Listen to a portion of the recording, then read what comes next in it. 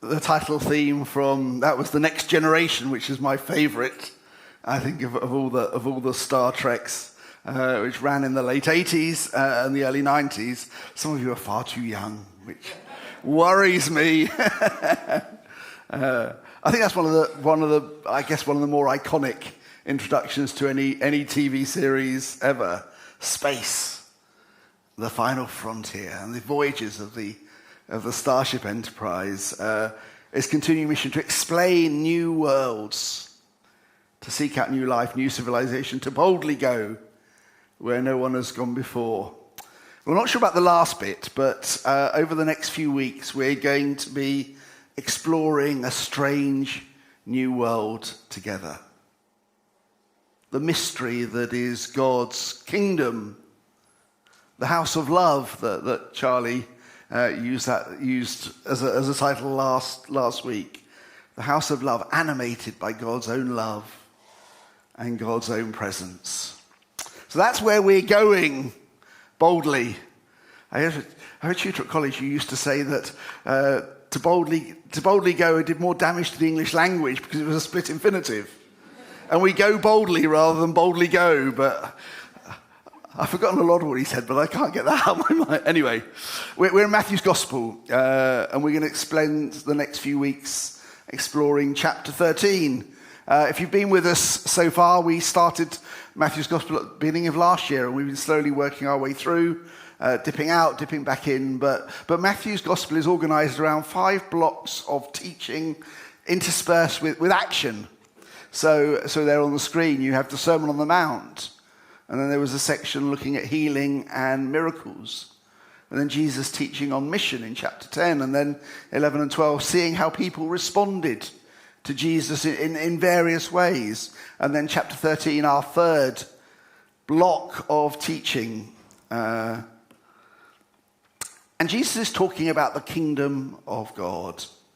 And it contains a whole series of what we call parables. Parables are essentially short stories, or extended metaphors even, which start with something that would have been very familiar to a first century audience, but which then takes a twist or a turn and disorientates maybe as a way of describing what God's kingdom is like. So this is some of what we've got coming. Kingdom is like someone who sowed good seed in his field. It's like a mustard seed, again, which someone took and sowed. It's like yeast that a woman took and mixed in with flour until all of it was leavened. It's like treasure hidden in a field. It's like a merchant in search of fine pearls. It's like a net thrown into the sea. And on each of them, it starts with, as I say, something familiar. And then by the end, the audience are not quite sure where we've got to. The point being that God's kingdom operates in a different way to the world that we're used to. You need to start with a whole new mindset if you're to understand this strange new world. First parable is the sower who sowed good seed in the field, and we're going to come back to that next week. I'm going to give us more of a general introduction, and I want to look at what happens next. So not the first bit, but the second bit in chapter 13. And the disciples are struggling to understand why Jesus speaks in parables. They're struggling to make sense of them. They just wish that Jesus would speak a bit more clearly and use a few less riddles. So Jesus explains. The reason I speak to them in parables is that seeing they do not perceive, and hearing they do not listen, nor do they understand. Sounds a bit odd, doesn't it?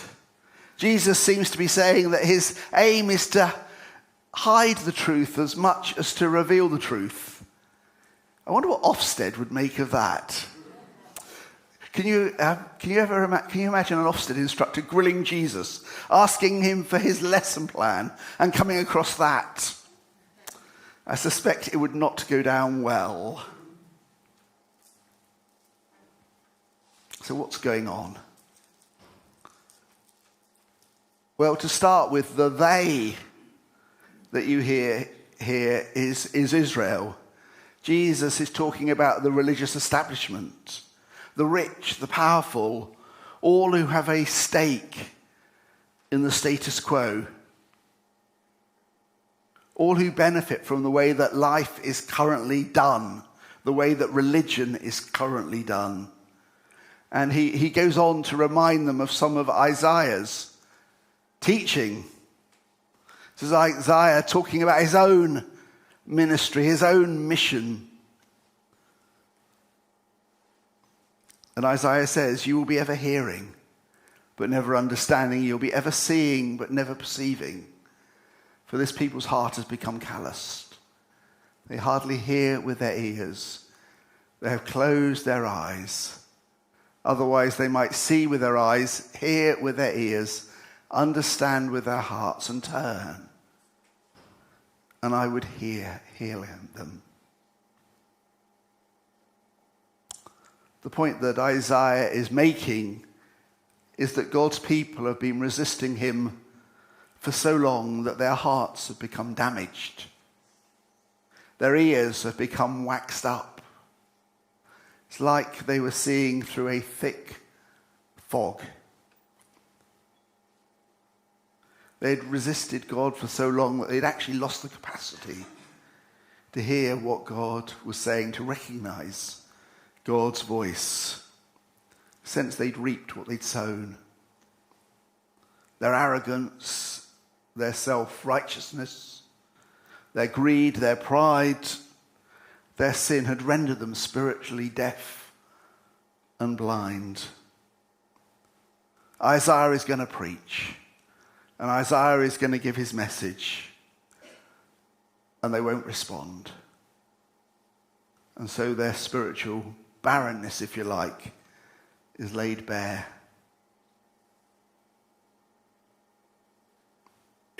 And Jesus says now this pattern is being repeated. The fact that the important religious people, the ministers, the deacons, the elders, the whoever, they don't recognize what's going on. They don't see God at work. And that just shows how far away they have turned from God. Jesus would heal them in an instant, but they don't know that they're sick. They lack God awareness, and they lack self-awareness. I guess to probably use a more general illustration, if you consistently choose to hate, you will begin to see the world through a hateful lens, and eventually you'll become blind to love. If you consistently choose self-centeredness, your worldview will become me, me, me. If you consistently choose to see the worst in people, then you'll become suspicious of everyone. But if you choose to love, if you choose grace, if you choose mercy, then you will experience the world through those lenses. And you will grow into those things. You will grow into love, into mercy, into grace.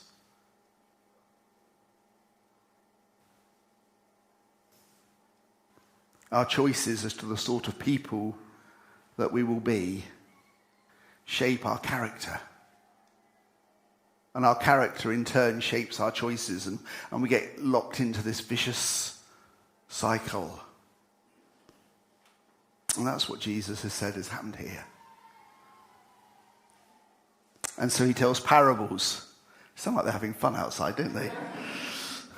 You can go and join them if you like.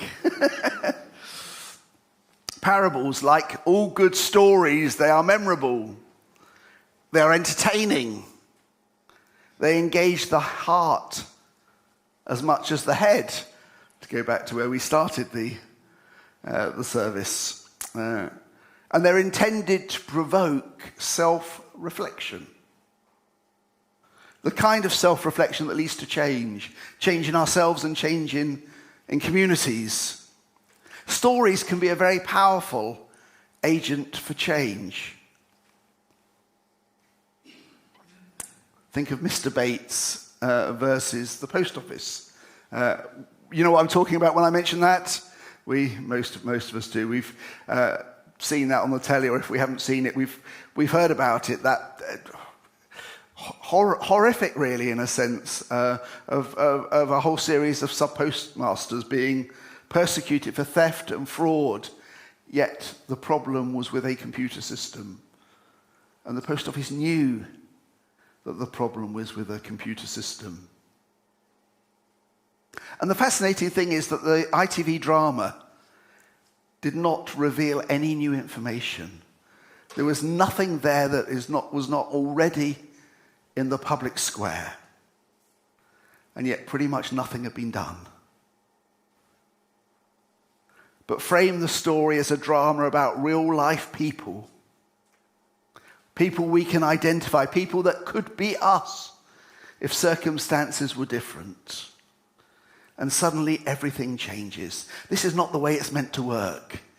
These organizations are meant to look out for us. And thankfully it looks like those who were the victims in this are going to get some element of justice at least. Stories are powerful, aren't they? That story, think of what it did. My favorite parable, I think it's a parable anyway, in the whole Bible comes from the book of 1 Samuel. It's a story about a prophet called Nathan. And when Nathan confronts King David, you remember how King David effectively steals Uriah's wife, Bathsheba, and arranges for Uriah to have an unfortunate accident. These days it would have probably been a car crash or something like that, where, you know, these things happen sometimes. Anyway, God sends Nathan, the prophet, to confront David. And when he gets there, he says to David, I want to tell you a story. Settle down. Sit comfortably. I want to tell you a story. And he tells him the story of a rich man who has many sheep and cattle, and a poor man who has just a single ewe. But the poor man loves that ewe and treats it like part of the family. Until one day the rich man throws a feast, a party for a visitor. Instead of using his own sheep, he takes the poor man's ewe and kills that. And when David hears the story, he is furious. This is not right. There must be justice for that poor man. Who could do such an awful thing? Who is this man? And Nathan says to David, you are. You are. This is what you have done with Uriah and with Bathsheba. And the penny drops. And David is horrified. And David repents. I don't know about you, but when I've done something wrong, or get criticized, we all become self-defensive, don't we? We seek to justify ourselves. We put up all sorts of barriers, all sorts of explanations in our mind. But Nathan just totally cuts through all of that. And David is changed. And David is brought face to face with what he has done. Just brilliant. Brilliant how he does that. Stories are powerful. The economic psychologist, I didn't know we had economic psychologists, but this guy, Daniel Kahneman, is an economic psychologist. And in his book, Thinking Fast and Slow, he says this: as much as 99% of our decisions, including the most important choices in our lives, such as our choice of spouse, career, or home, are made on the basis of highly refined algorithms that we can call experiences, emotions, and dreams. Does that surprise you?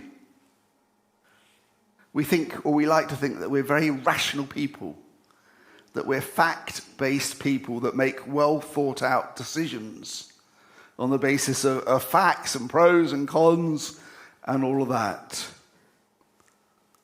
But actually, most of the time, our decisions are based on stories, on experiences, on feelings, on our worldview. That's why stories are so powerful. It's why, for instance, Coca-Cola spends millions of pounds a year linking its sugary drink with happy, healthy, and active young people, rather than regaling you with pictures of overweight diabetes patients in hospital on a drip. We know the truth. We know how much sugar is in that stuff. But we still drink it. Images are powerful, aren't they?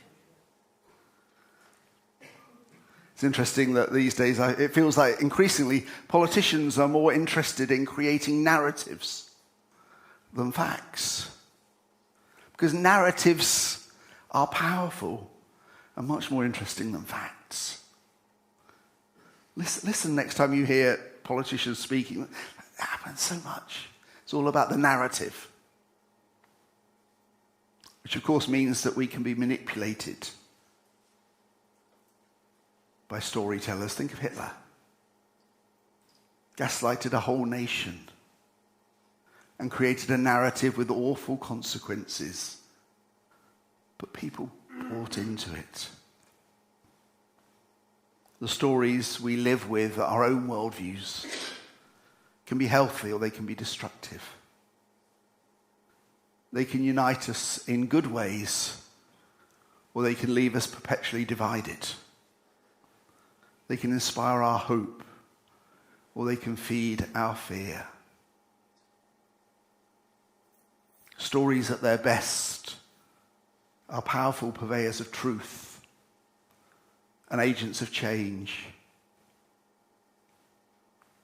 And Jesus' parables are intended to invite us to reimagine our lives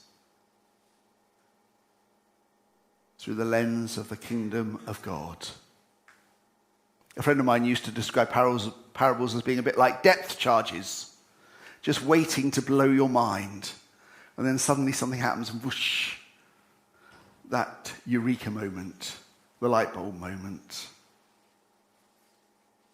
So do join us as we boldly go and explore this strange new world over the coming few weeks.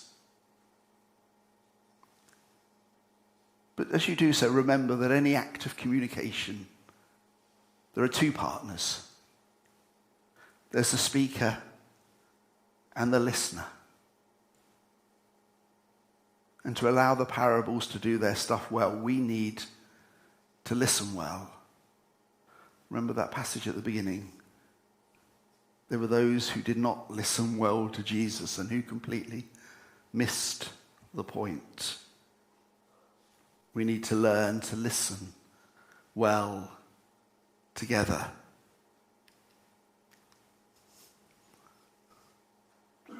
I think she's listening rather than putting her fingers in her ears. I thought she was listening. I'm having doubts now. Imagine, whoops, there we go. She's listening well rather than going like that. But you can it's not a lot of difference, is there actually? It's not a lot of difference between going like that and going like that. And it's maybe far too often we go like that rather than like that. The parables, in a sense, give up their secrets slowly. They require us to let go, to enter into a new way of seeing things. We need to learn to listen with our heart and not just with our head. I tend to analyze. I'm like Charlie. I'm good with my head. I tend to analyze things when I listen to them. I have this internal conversation, which is constantly asking questions like, does this make sense? Do I agree? What about this? What about that? Well, that's just not practical.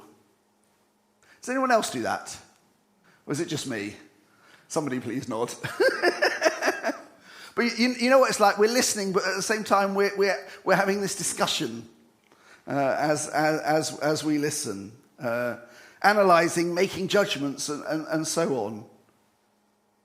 To listen with the heart, in a sense, means to quieten that internal dialogue, to quieten our mind, maybe to notice how this passage makes me feel. How do I feel about that? Maybe to think, which character am I here? Maybe I'm the bad guy. If we go to it goes more generally. When you hear a story about the Pharisees, do you ever ask yourself, maybe I'm a Pharisee? Or do we think, no, they're the bad guys and I'm the good guy?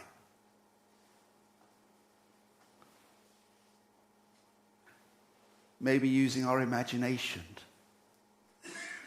to reflect on what that story, suppose this is true, how does this affect how I live? What difference does it make? To listen with our hearts. To listen.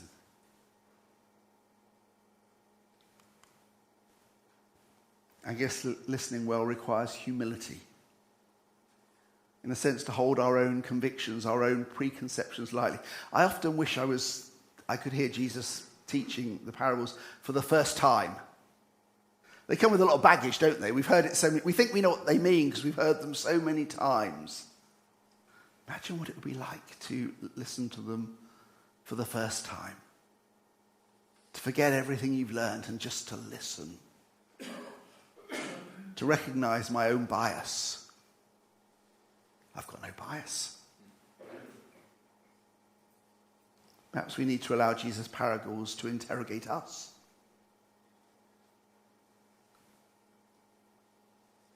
To challenge us rather than the other way round. Maybe sometimes a good question to ask is, do I want to simply confirm what I already believe? Or do I want to grasp new vision? Am I reading just to confirm what I already think is true? Or am I open to new truth? What is God saying to me now? What is God saying to us now here through that parable? And being patient. We like instant answers. Steve Stockman talks about giving truth time to marinate in our lives. As tea drinker, maybe give truth time to brew. You know, it's like when I like my tea a bit strong. You put water in it, just takes a while till it gets there. Parables don't give easy lessons. And they don't give instant lessons. They take time. We need to chew over it. To return to it again and again and again. To chat about it with friends. What do you make of that? What do you think's going on here? To give them time to do their stuff.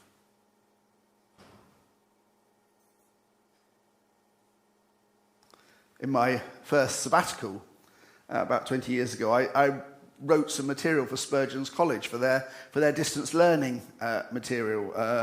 I wrote one of the modules and then spent a decade tutoring that model. So people would send me their essays and I'd mark the essays and try and come up with hopeful comments and send them back. And about half of the module was devoted to the Psalms. And I wanted the students to,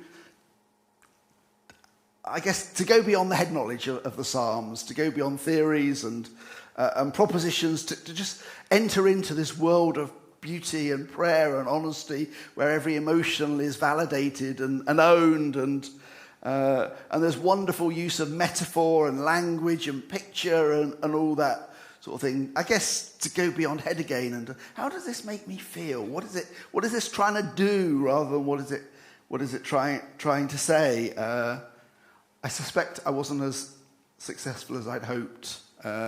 But one of the things I learned over the period is that when somebody did an essay, the essay taught me more about them than it did about what they were writing about. Because it came with all their... Of course it did. We write from our context, but it came with all their context, all their theology, all their church background. And somehow they couldn't see the text that was in front of them because there was all that stuff getting in the way. It was very frustrating until I recognized that that's what I do all the time. And that's what we all do all the time. Listening well is flipping difficult.